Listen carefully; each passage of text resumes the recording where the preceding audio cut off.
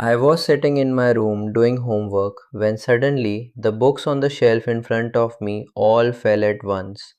I quickly stood up and picked every book, placing them back exactly where they belonged. I checked the shelf carefully. Everything was perfectly fine. Nothing broken, nothing loose. I couldn't understand why they fell. I had barely turned around when the books crashed down again. This time I was genuinely terrified. My legs froze for a second, then I bolted out of the room. Ryan was in the living room watching TV. I didn't tell him anything. I just quietly sat on the couch and kept staring at my room's door, feeling like someone or something was inside. I kept whispering the little prayers mom had taught me. Twice, I even felt like someone was moving in my room. Within 10 minutes, mom returned home. I ran toward her and clung to her, telling her everything. She looked worried and took me back to the room. But when I looked at the bookshelf, I was stunned. Every single book was neatly arranged, not a single one out of place. Mom kept looking at my face, knowing I wasn't lying. Ryan and Shannon were quietly standing behind her, watching everything silently.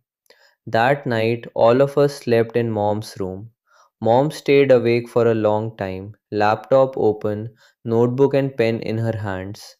I didn't know what she was doing, but she didn't tell Dad anything this time.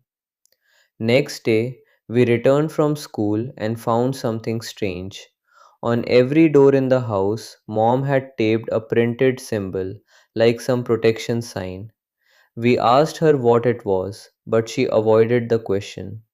In reality, she had researched online and printed out protective symbols, hoping they would keep the house safe. And honestly, she looked calmer that day. We were tired, so we fell asleep soon after. Mom also seemed relaxed. In the evening, we were all having tea together when Mom suddenly ran to the bathroom and started vomiting. Everything she ate came out, but the terrifying part was the blood. There was a little bit mixed in. Mom had no fever, no pain, no sickness, nothing, so why blood? She called Dad immediately. He became worried too. We kids kept looking at Mom, scared. The strangest thing was, after vomiting, she felt completely normal again. Next morning, Dad asked her to visit the doctor. They ran several tests. Mom's sister, our Aunt Sophia, came to stay with us because of Mom's condition. Her daughter, Hannah, came too. With them around, the house felt lively again. Mom looked fine, nothing seemed wrong. But then it happened again. The next evening, while we were all chatting over tea, Mom suddenly rushed to the bathroom and vomited. Again, everything, again with blood. And this time more than yesterday. Still no symptoms, no fever, no pain, just sudden vomiting with blood. Mom looked terrified, but Aunt Sophia tried to calm her down. Dad was just a few days away from arriving in the USA. The next day, Mom's medical reports came back, all normal. The doctor only prescribed some multivitamins and asked for further tests. But on the third evening, it happened again. Same time, same violent vomiting, same blood. Mom looked weaker now, even though she acted normal the whole day. And in that fear, those strange symptoms, those evenings filled with dread, 5 days passed. After that night, things inside our home became even stranger. Sarah's behavior shifted from unusual to terrifying. She spoke less, wandered more, and most of the time, she just sat in corners, staring at nothing. Her mother tried keeping her close, thinking maybe she was still shaken from the incident. But deep down, everyone in the family felt something was terribly wrong. One evening, around 8 p.m., Sarah's mother was in the kitchen cooking dinner. She called out, "Sarah, bring me the onions from the fridge." But there was no reply. She wiped her hands and stepped out of the kitchen. "Sarah, where are you?" Silence. She checked the living room. Empty. She checked the hallway. No one. She called again, louder this time. Sarah! Still no answer. A strange coldness filled the house, as if someone had turned on an invisible AC. The mother felt a chill crawl up her spine. She walked toward the stairs, thinking maybe Sarah had gone upstairs to her room. But as she reached the bottom step, she froze.